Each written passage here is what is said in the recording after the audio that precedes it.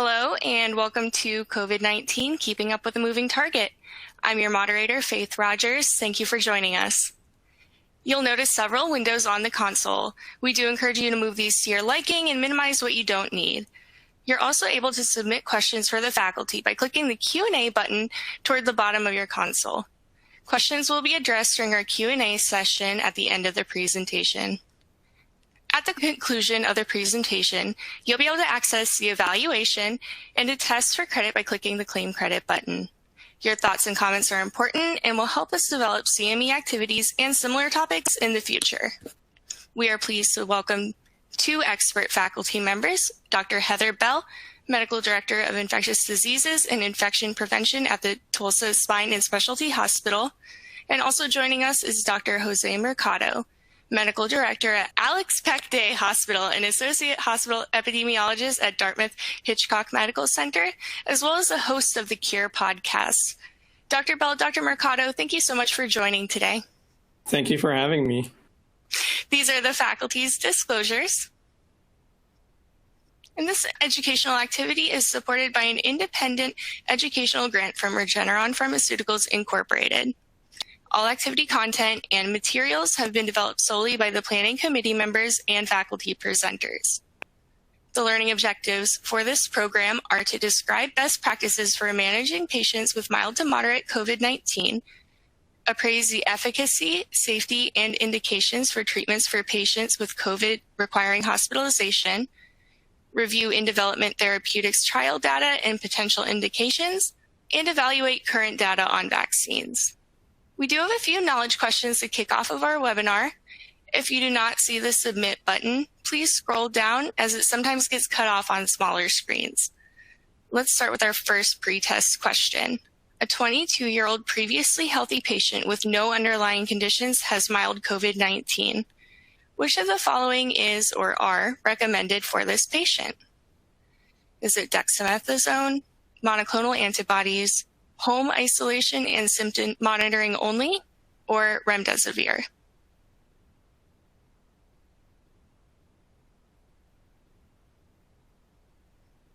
Okay, and we'll revisit that one at the end of the webinar. And the next question is, monoclonal antibody products are authorized to treat which group of patients with confirmed COVID-19?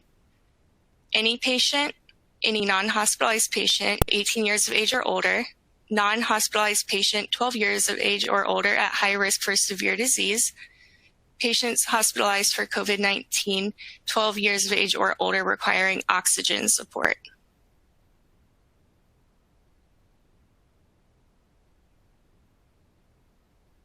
Okay, and our next question.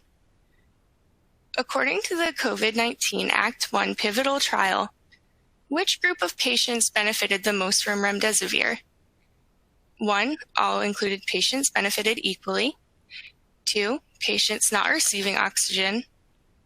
3, patients on oxygen not requiring mechanical ventilation or ECMO. Or 4, patients receiving mechanical ventilation or ECMO.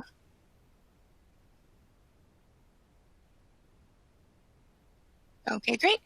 And our final pretest question is, which monoclonal antibody currently has the best data about retained potency against circulating variants, such as P1 and B1351? Bamlanivimab, or bamlanivimab-etesivimab combination, or casirivimab and imdevimab, or all of the above?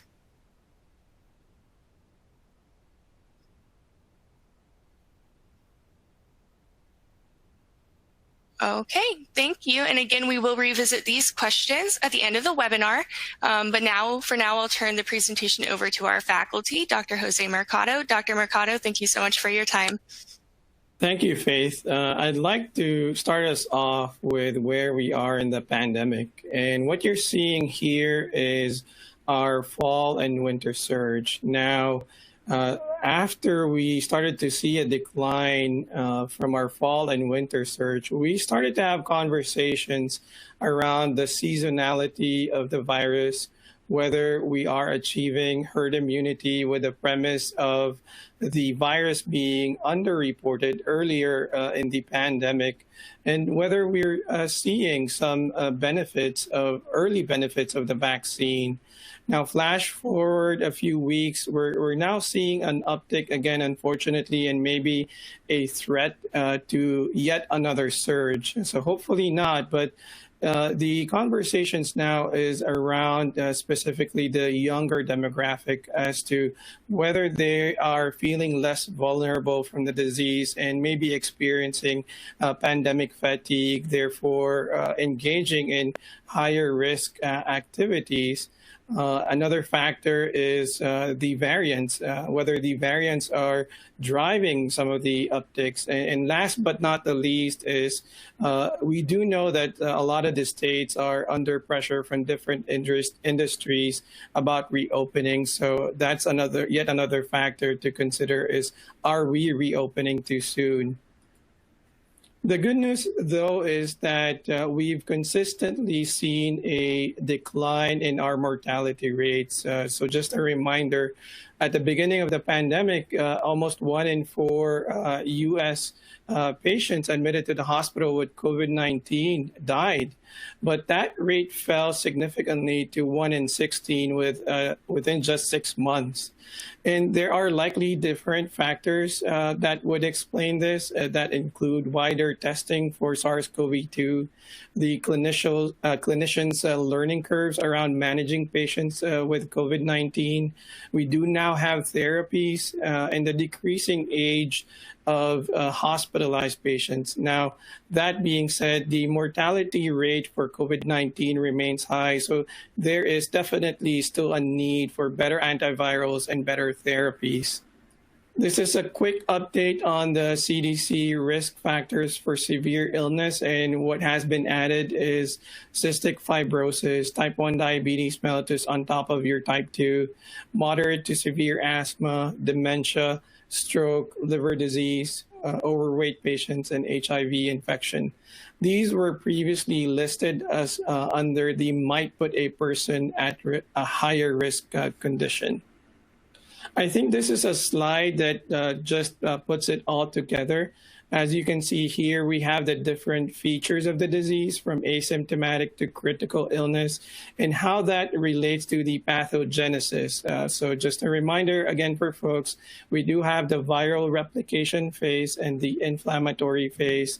And then finally, the potential treatment options, which is your antivirals, antibody therapy, and anti-inflammatory therapy, which we will discuss today.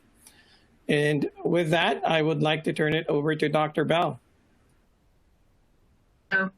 Good afternoon, everyone. I'm so glad to be presenting to you today. I do want to mention quickly before I get started that I made these slides very information dense. That's been done on purpose so that you can review this information at your leisure when it's convenient for you. So I will just be giving a brief overview on each topic. And then, of course, also keep in mind this information is ever changing, and what is standard of care of therapy for today may be obsolete by tomorrow. So, these are the National Institute of Health levels of illness that help guide our decisions regarding therapeutic interventions, as well as infection control measures and testing protocols. So I will say, if you do not have the NIH COVID website earmarked in your favorites on your browser, I highly recommend that you do so. So mild illness is typically able to be treated at home with just supportive care, usually via telemedicine visits. Patients should be educated on signs and symptoms to watch for, indicating progression of disease and red flags when they really need to come in and be seen by urgent care or an emergency care physician. Moderate illness patients are usually evaluated in urgent care or ERs, and then they typically lack hypoxia, and thus they don't need antiviral therapy, but they do need to be watched closely. Some of these patients, if they have risk factors, can progress quite quickly, sometimes within hours in the emergency room. They also need to be educated on symptom progression if they get discharged, and of course, if they have any of the comorbidities that put them at risk for the severe disease, you should have a discussion with them regarding the monoclonal antibody therapy for prevention of admission. Infection prevention measures come into play at the level of moderate illness because these are the ones that are being seen at a facility, and there is risk of healthcare worker exposure. There are some diagnostic tests that help us in determining who might need to be admitted due to being at increased risk for rapid clinical decline, such as a CT scan showing a lot of ground glass infiltrates, an EKG showing some cardiomyopathies, and a D-dimer indicating a possible risk for profound coagulopathies. Severe and critical illness by rights could be a standalone 1-hour discussion, so extensive review of this is outside of the scope of this lecture, but I will briefly touch on these as a basis for future slides regarding therapeutic options. Severe illness has some specific criteria to meet the definition. This falls under specific infection control guidelines due to the need of admission. So most of the time, these have hypoxia, which is defined as less than 94% on room air. They have an elevated respiratory rate. They have lung infiltrates in more than 50% of the region scan, and that's typically by CT scan. We typically recommend looking for additional diagnosis in anything that comes into the hospital. It's always a good idea. And again, diagnostic tests help to give us a feel for the risk and possible rapid deterioration of the patients. Critical ill patients have extensive NIH recommendations that change often. So if you are a physician that takes care of critically ill patients, I strongly recommend getting on the NIH website, as there is a whole host of recommendations for that level of illness. Most of the recommendations for treating critically ill COVID patients are extrapolated out from the Surviving Sepsis Campaign data. As you know, critically ill patients are protected under a lot of studies, and they are so ill that not doing standard of care and having a randomized controlled trial is almost impossible. The main goals of taking care of critically ill patients include managing all of the underlying comorbidities that they have, in addition to taking care of the COVID infection and its sequelae. Now back to Dr. Mercado. I would like to start with Remdesivir. Now, the mechanism of action of Remdesivir is that it inhibits the RNA-dependent RNA polymerase, so it's an antiviral.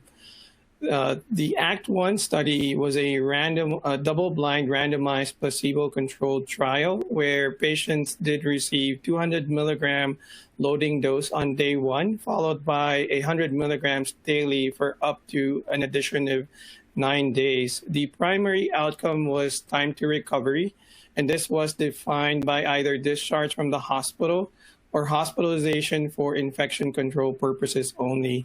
And what they found is that those who received Remdesivir had a median recovery time of 10 days as compared to 15 days among those who received placebo. There was also a trend for improving mortality. However, it was not statistically significant. One thing to note is that it did not appear to improve outcomes in patients who required mechanical ventilation or extracorporeal membrane oxygenation.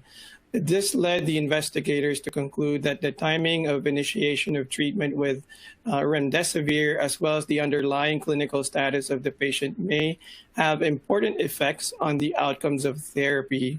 Therefore, priority should be given to a 5-day Remdesivir regimen for patients at early stages of severe disease, such as when they are receiving supplemental oxygen but have not yet been intubated, since the benefit is clearest in this population.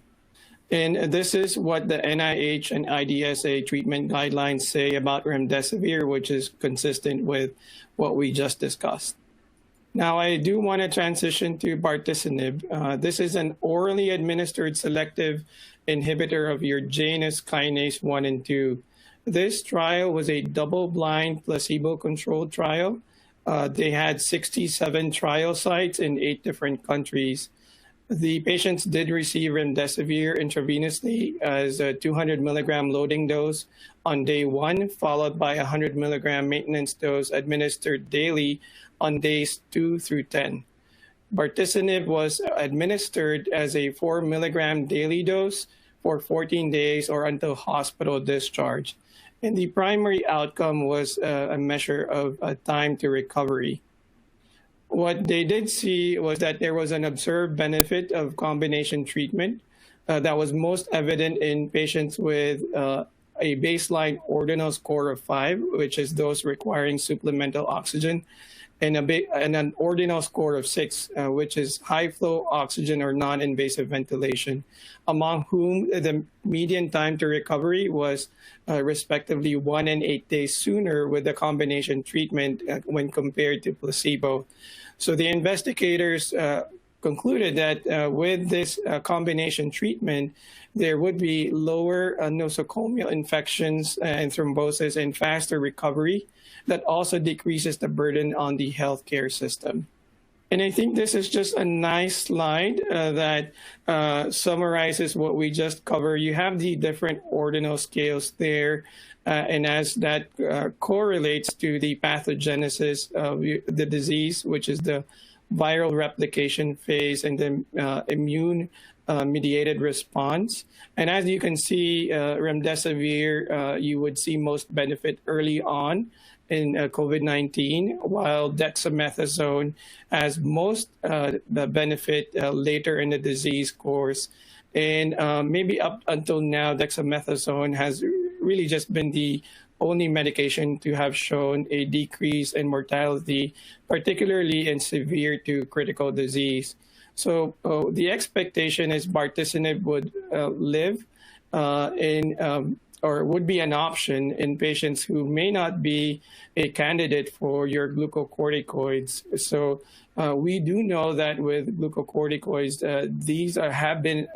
this medication have been associated with immunosuppression, hospital-acquired infections, GI bleeding, hyperglycemia, and neuromuscular weakness, even with short courses.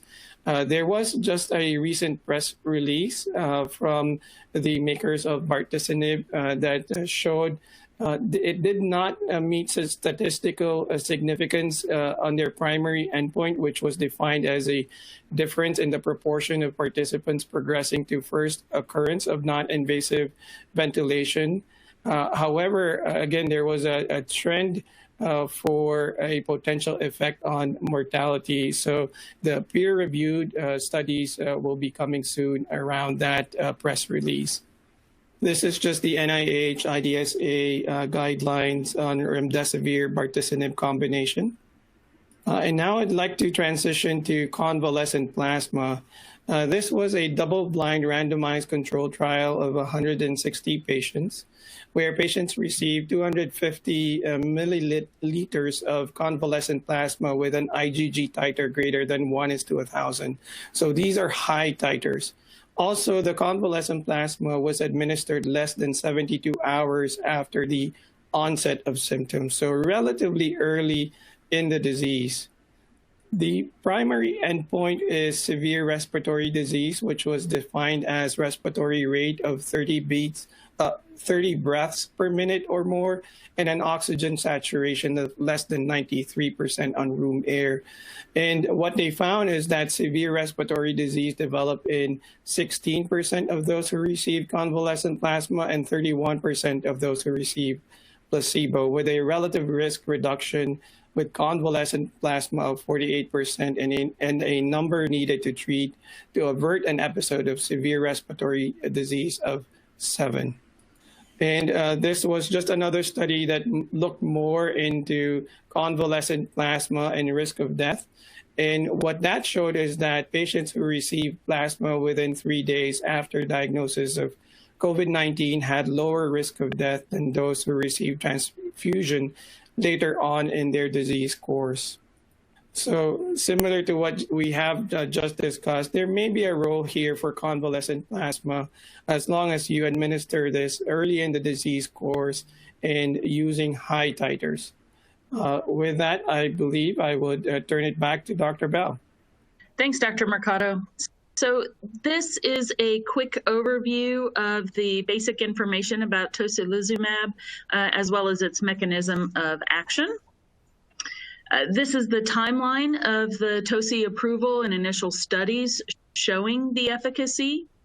And of course, the NIH panel recommendations. It does recommend that it is given in combination with dexamethasone for those hospitalized patients who are exhibiting rapid decline, especially with respiratory decompensation, and for recently hospitalized patients who've been admitted to the intensive care unit and require invasive mechanical ventilation, as well as non-ICU patients whose oxygen needs are rapidly increasing, or if they have significantly increased inflammatory markers. And this was all based on the recovery trial.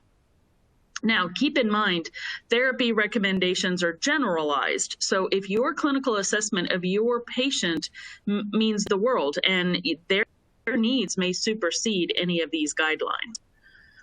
Here is some of the caveats to using tocilizumab. Always keep these in mind for the patients where this medication should be avoided.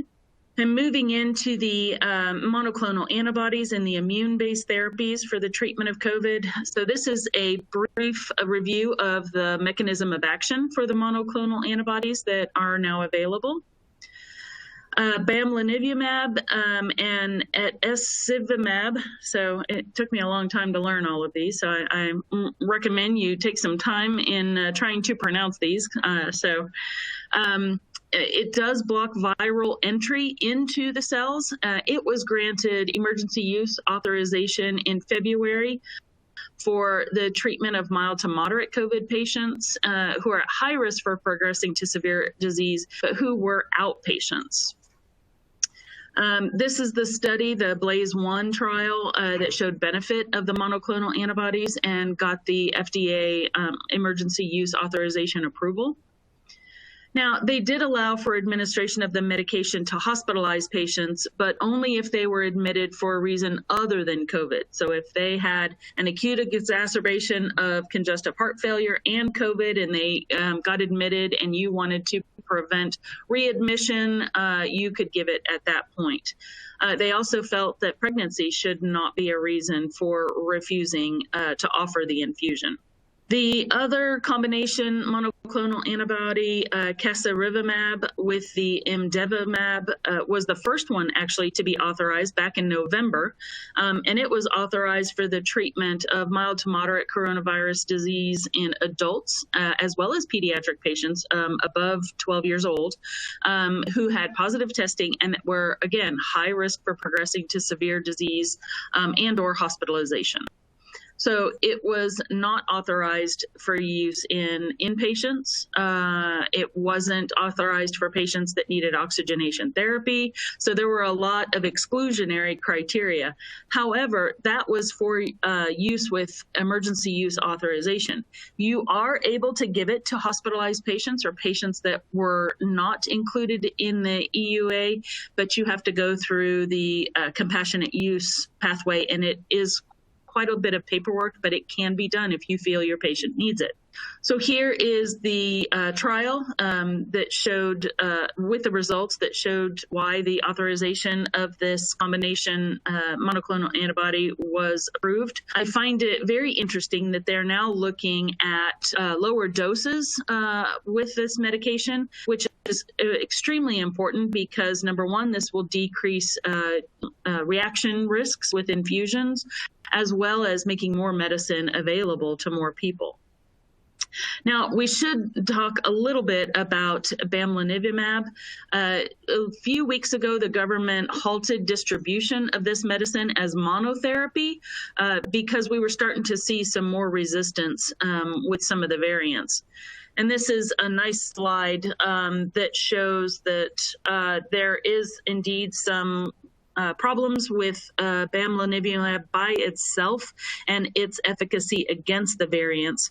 And so, as I mentioned earlier in my slides, this actually just yesterday came down as a complete removal from the recommendations from the NIH to use it as a monotherapy at all. So bamlanivimab as monotherapy is no longer recommended, and it has been removed from the guidelines. And with that, I will give it back to Dr. Mercado to wrap everything up. Thank you, Dr. Bell. This is just kind of a reminder of our messenger RNA vaccines. We have the Pfizer that showed a 95% efficacy and Moderna that showed 94% efficacy at the time of the EUA. Also, at which time they had about 2 months worth of trial data. What has really been reassuring, I would say, is that the real world experience has been echoing what was found in the trial data with Pfizer, for example, showing above 90% efficacy in the real world. And also that it seems that the immune response appeared to be robust, lasting now up to about 6 months, with the half-life of the virus neutralization now estimated to be at 202 days. The other controversial thing about messenger RNA vaccines have been the anaphylaxis or the risk of anaphylaxis. And it is important to note that the risk of anaphylaxis with these vaccines remain rare. We did, however, identify a delayed large local reaction with the Moderna vaccine. This is thought to be a delayed type or T-cell mediated hypersensitivity. And it is important to note that this is not a contraindication for patients to complete the course.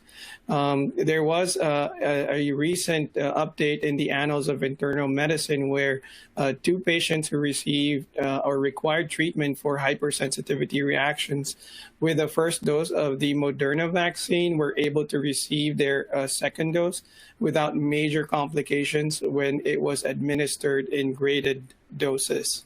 I think this was a study amongst a handful of others that tried to address the question of, given the limited number of vaccines, do we not reserve the second doses and just vaccinate as many people as we can with first doses?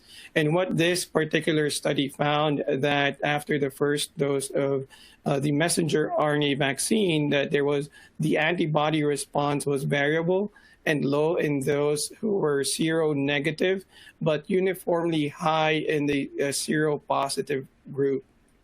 Now, transitioning over to our viral vector vaccines, the one that has the emergency use right now is the Janssen vaccine, which is generally well tolerated. And as you can see, these are the common side effects that include headache, fatigue, and myalgia. What has been somewhat controversial, maybe more so with the AstraZeneca vaccine, which is another viral vector vaccine, is the reports around thrombosis and thrombocytopenia. And it, again, is important to note that these side effects are felt to be very rare. And our expectation is that AstraZeneca will apply for the EUA within this month, which is good in terms of supply. Now, as far as efficacy is concerned, we did see that the Janssen vaccine is effective at 66% efficacy rate, and that efficacy rate goes up, particularly in your severe and critical ill patient population. And I think one of the advantages of these newer vaccines compared with the viral vector vaccines when compared to the messenger RNA vaccines is that some of their trial data included countries where we started to see the variants of concern, which is what I would like to transition to. So the big 3 variants that we're monitoring is the B117, or more commonly known as the UK variant, the B1351, or the South African variant, and the P1, which is the one from Brazil. Now, we've had additions to this, namely the New York variant, which is currently just a variant of interest. That would be your B1526 and B1525. And the couple of variants added to the variants of concern is the B1427 or B1429, which is the California variant. And the concern really is the increased transmissibility, how they might cause more severe disease, and how this would translate to more hospitalizations and deaths. We did identify the escape mutations, and if a variant does show significant decreased immunity from previous infection, decreased neutralizing ability of convalescent plasma or monoclonal antibody, and or decreased immunity from COVID-19 vaccines, then they are then upgraded somewhat to the variants of high consequence. And the good news thus far is that we do have preliminary studies that the current vaccines that we have neutralizing activity against these emerging variants. So in summary, we have learned today that monoclonal antibody treatments are available for outpatients at high risk of progressing to severe disease or hospitalization. We've also learned that antiviral treatment with Remdesivir is FDA approved for all hospitalized patients, but recommendations for use vary by organization and center. Antiviral and antibody-based therapies appear to work best if administered as early as possible. And dexamethasone has lowered mortality rates in patients with severe and critical COVID-19. With that, I would like to thank everyone for listening to us. And I do want to give a shout out to my co-host for The Cure. That includes Dr. Marshall Ward, Dr. Amol Karnik, Dr. Mahati Komayagiri, and Dr. Rima Mercado. If folks are interested in learning more about COVID-19, then this is available on Apple as well as Android platforms. With that, I would like to turn it over back to Faith. Great. Dr. Mercado, Dr. Bell, thank you so much for all of that really important information and really appreciate that. To our learners, please ask any questions you may have for faculty that you can think of right now by submitting them in the Q&A box. But first, let's revisit our knowledge questions together. Okay, our first question is, a 22-year-old previously healthy patient with no underlying conditions has mild COVID-19. Which of the following is or are recommended for this patient? Dexamethasone, monoclonal antibodies, home isolation and symptom monitoring only, or Remdesivir? Okay, and while you're answering that, this is what we said before. We said home isolation and symptom monitoring only is what most of you said. And this time around, even more of you said that, so fantastic. Dr. Mercado, Dr. Bell, did you want to expand on this at all? I feel like it speaks for itself. It does. I have nothing more to add. Fantastic. Moving on to the next post-test question. Monoclonal antibody products are authorized to treat which group of patients with confirmed COVID-19? Is that any patient, any non-hospitalized patient, 18 years of age or older, non-hospitalized patients, 12 years of age or older at high risk for severe disease, or patients hospitalized for COVID-19, 12 years of age or older requiring oxygen support?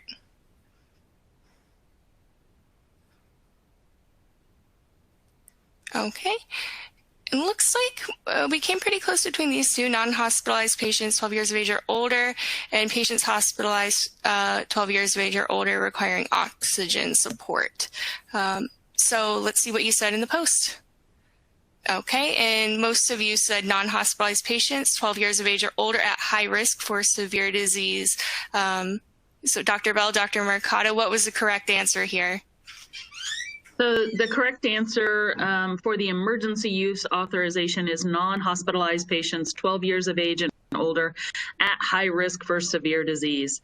So any non-hospitalized patient 18 years of age or older is kind of correct, but not completely. The point to the monoclonal antibodies is for those patients at high risk to give them the infusion in order to prevent progression to severe disease and hospitalization.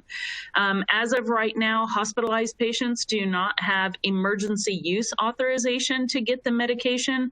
However, you can give it to them if you feel it's needed, but you have to go through the compassionate use pathway. Okay, great. Thank you. So let's go to post-test question 3.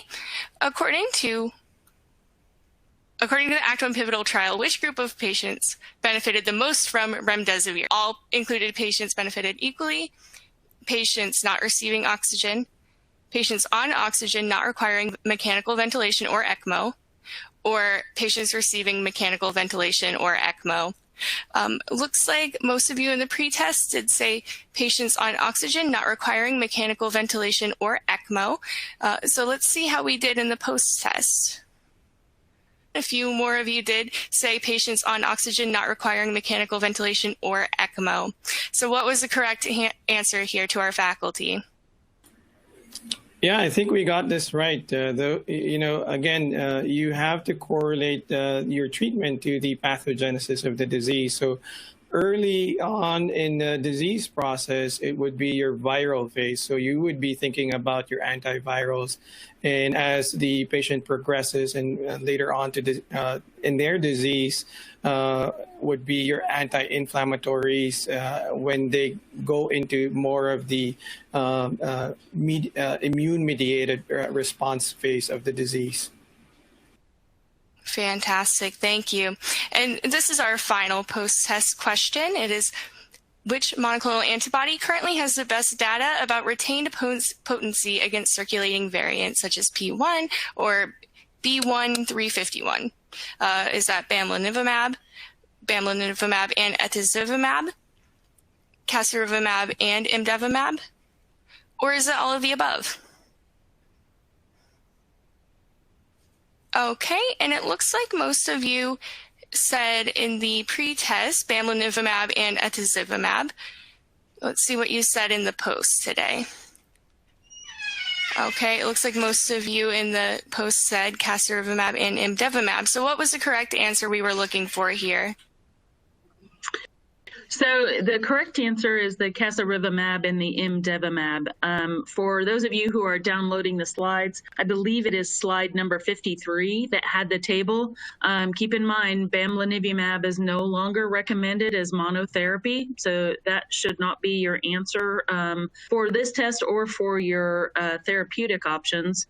The bamlanivimab and etesivimab has some issues with the variants, not as bad as the bamlanivimab alone. But so far, the casirivimab and the imdevimab has retained potency against all circulating variants. Fantastic. Thank you to both of you for clarifying those for us. As a reminder, as we move into the Q&A segment, to submit a question, please click the Q&A button in the console, and we will try to get to as many questions as time allows. So our first question today, faculty, is if an individual has received both doses or one of the mRNA vaccines and then later, say after 1 month, begins to experience symptoms of COVID, should they receive a dose of monoclonal antibodies or a booster of one of the mRNA vaccines? I'm happy to start off. One is I would say that I would not necessarily maybe expect that. And I say that because what the data does show thus far, if for whatever reason a patient who has completed a course of the vaccine is reinfected, that they tend to experience more of the mild to asymptomatic disease. Now, if it is a person who is at high risk of severe disease, then one, it would be a risk-benefit discussion. I wouldn't say that they should not be eligible to the monoclonal antibody. I just don't know about giving them a booster dose. We still have a lot to learn as to booster doses and the virus. Dr. Bell, anything to add? Yeah, so a lot of it is going to be dependent upon your patient. So one of the things I have done when I've come into these situations is test the patient for antibodies. Your immunocompromised patients, especially your hypogammaglobulinemia patients, say, for example, after therapy for non-Hodgkin's lymphomas, that type of thing, if they're not able to produce antibodies, the vaccines may not be as effective for them. So if you test and if they do not have a therapeutic level of antibodies, then giving them an infusion of monoclonal antibody may be indicated. You may also want to try a different vaccine, like a vector rather than the RNA side, just to see if you can stimulate the immune system in a different way. So I will echo what Dr. Mercado said. Most of the time when patients get the infection after having the vaccines, that it is much milder and they do not require any therapy and just need supportive care at home. Fantastic. Thank you. One learner did ask, has your health systems come up with a process for getting high-risk patients on monoclonal antibodies? I can speak to Dartmouth-Hitchcock, which is since it is now recommended by NIH and IDSA, we are figuring out a way to offer it in the system. It is challenging because of the logistics and operational things that you need to figure out. So not currently, but soon for Dartmouth-Hitchcock. I'm not sure about Oklahoma. Yeah, so I am also a locums physician, and I do vacation coverage for infectious disease docs all around the United States. So the experience that I've had in different regions is pretty universal and similar to what Dartmouth is doing. So what I have seen is that this is typically given in emergency rooms, and we've tried to keep it out of urgent cares because of the logistical issues with it. So patients that present to an urgent care will probably be sent to an emergency room in order to receive it. But we've set up protocols for set symptoms and the risk factors that would put them at high risk for developing disease. And then we have the pharmacists usually in the emergency rooms helping with the infusion and the ordering and making sure that they meet that emergency use criteria. Fantastic. And Dr. Bell, I'll actually pass this one to you too. Do you anticipate that resistance will continue to be a problem in the future? And if so, does that mean our monoclonal antibodies will have to change? Absolutely. That's kind of the MO of the coronavirus. It loves to mutate and change and modify based on the environment around it. So we will continue to see resistances and variants of concern develop while it's even getting into in its endemic phase. And I am sure as the pharmaceutical companies have done in the last year, they will step up and change their monoclonal antibodies to reflect this change. I also anticipate the vaccine industry to try to modify their products as well. And I just wanted to add a little bit to that. So going back, it's really the viral replication that drives some of these mutations. So to try and curb it, you want to stop viral replication. And for us to be able to stop that is we need to achieve herd immunity. We need to follow the mitigation strategies so that there's no transmission of disease, there's no reinfection, and it would make it less likely for these variants to be predominant and or continue to mutate into having this escape mutations. Well put. Thank you. Our next question is, can a patient who received one type of vaccine for the first dose receive a different vaccine for their second dose?